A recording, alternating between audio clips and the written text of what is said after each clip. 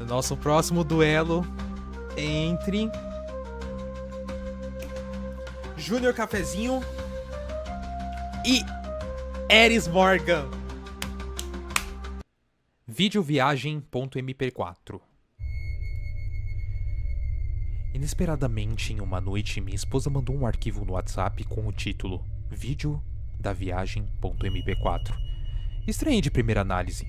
Não entendo ao ler a descrição do vídeo. Meu coração disparou na possível tentação de ver algo quente. Você vai gostar disso.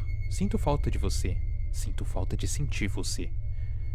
Pra ser sincero, eu não queria passar uma vibe que estava desesperado pra ver aquele vídeo, mesmo que eu estivesse, e muito menos um tarado dissimulado, mesmo que ao fundo eu estivesse doido pra ver.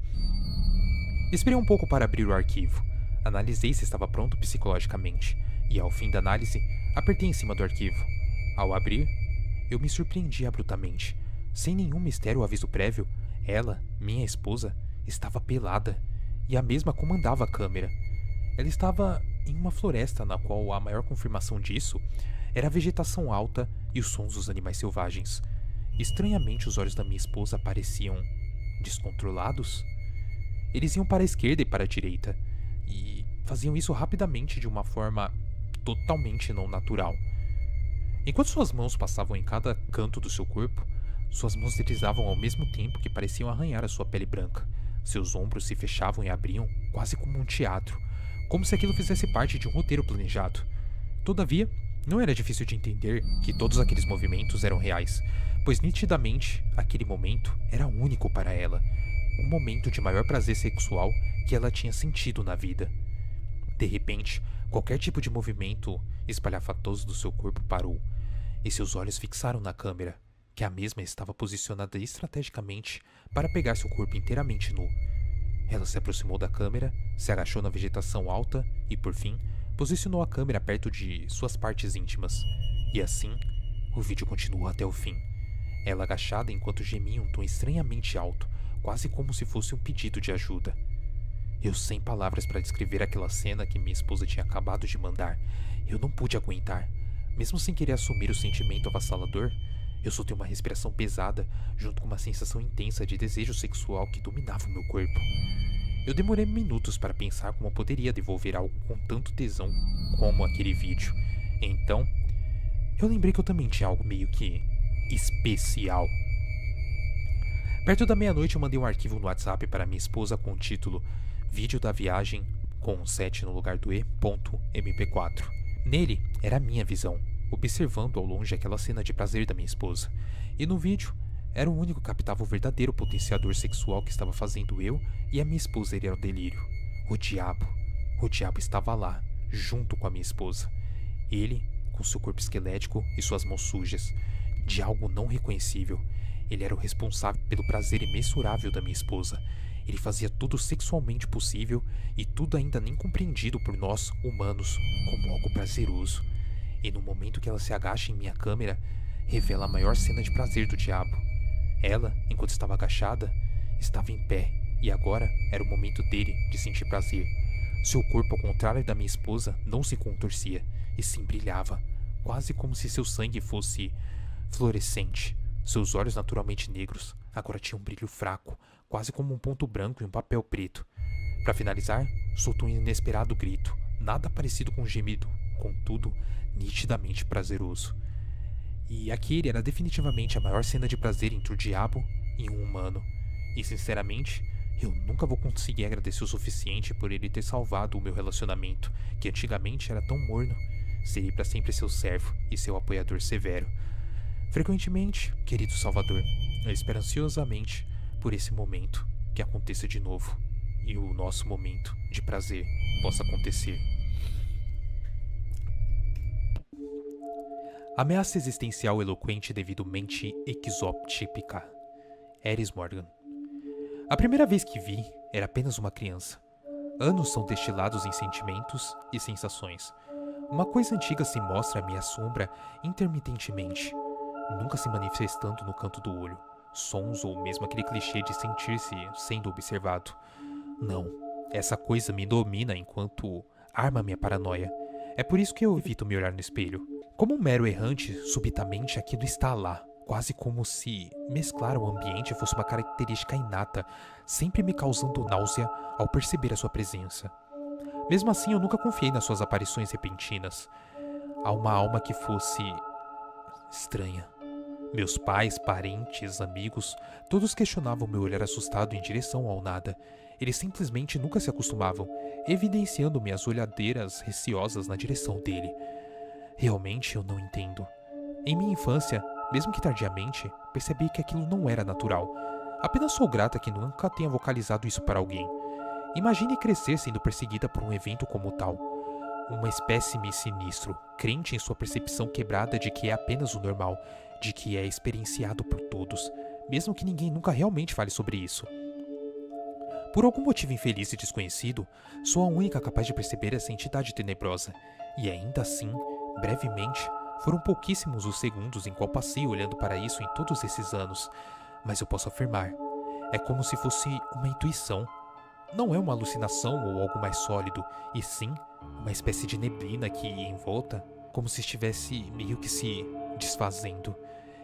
Eventualmente, uma véspera de dia fatídico chega e sela o meu destino para sempre. Fome. De querer comer mesmo, de não estar satisfeito. Uma fome vomitada pela boca em formas de ruídos e gemidos. O inominável, insaciável desejo pelo excesso, ansiando pelo ato profano que é o segundo pecado. Velando tudo aquilo que é sagrado, me cega entre as verdades sobre a nossa realidade maltrapilha. Ele me contou isso. Veja, moça, mas veja bem mesmo. Sim, eu sinto fome, mas não é fisiológico como o seu caso. Ainda assim, eu tenho uma fome irrefreável. Você me ajuda? Vai, é tão fácil para ti. Mas eu aviso logo, precisa de tempo, preparo e pesquisa. Qual é? Acha que não sou atentado nos tempos modernos? Sei que não estou pedindo algo simples, e sei que você pode sofrer consequências realmente importunas para ambos os lados. Mas você aceita, certo, né? Ah, isso mesmo. Muito bom, moça. Muito bom mesmo. Eu não cresci para isso. Em nenhum momento da minha embaçada vida cogitei sequer por um segundo o que cogito agora. Ainda assim, de alguma forma, eu não me sinto exatamente enviesada, coagida. Ah, não. Sinto o que for, eu começo a sussurrar o nome em meio ao farfalhar da grama crescida, ignorando as folhas caídas no concreto. E aí, se introduziu no zumbido inquietante de neon que perfura os meus olhos incomodados, porém determinados. Se gravou na lâmina o suprassumo pedaço que completa nossa história, um fio do seu cabelo cortado pelo fio da lâmina. Entretanto, enlaçado um novo fio. Nós. Sim, pois o que é o plano senão uma ilusão maltrapilha? Uma mentira infundada? Como aquelas contadas por minha mente quebradiça? Apenas uma outra triste e carente história. Algo irreverente e descartável. Você entende, ego? Esta realidade é um sonho ruim que é preciso morrer para acordar. Mas sinceramente falando, por que simplesmente se retirar assim, sem se divertir antes? Em toda nossa doutrina supra-realista, não poderia haver espaço para preocupações, ou isso ou aquilo. Onde está o nosso locus tenebrarum, ego? Nosso excesso de contentamento e satisfação, alívio para esta ou outra insaciabilidade? Eu preciso te contar, ego.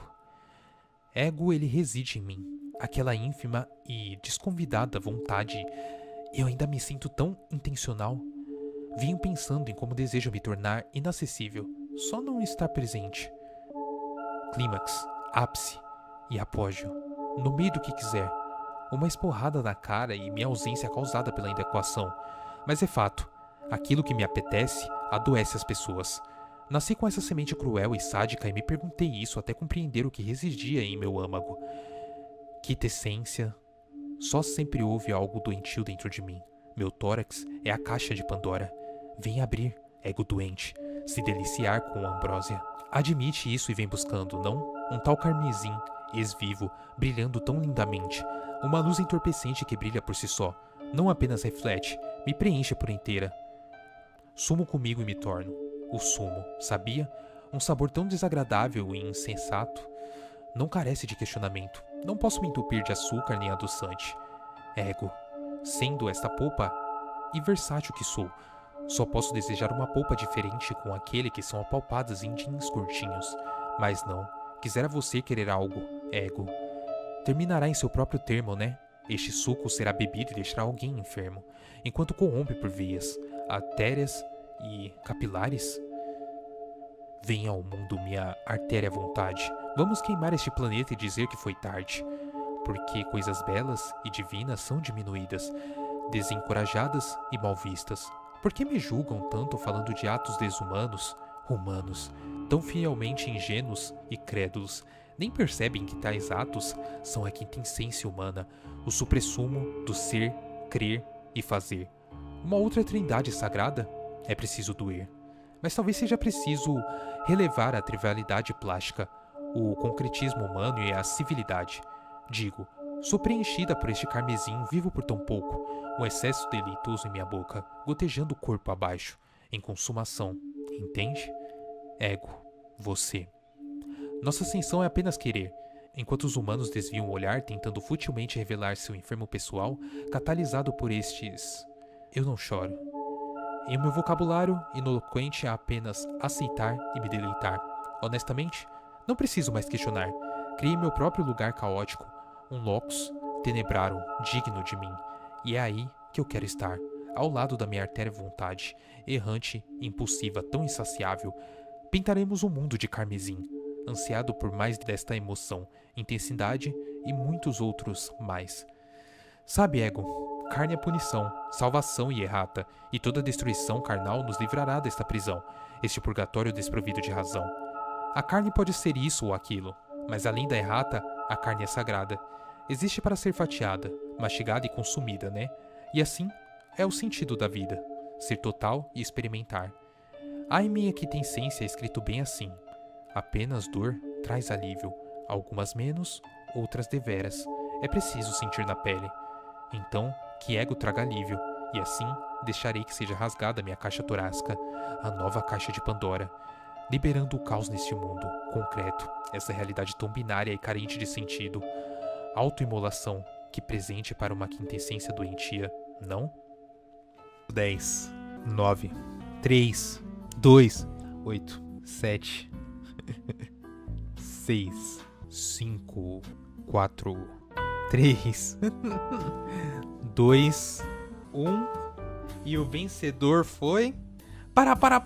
Tô brincando. 60% para Júnior Cafezinho e 40% para Eris Morgan. Obrigado pela participação dos dois. Bem-vindo ao torneio Cafezinho. Obrigado, Morgan.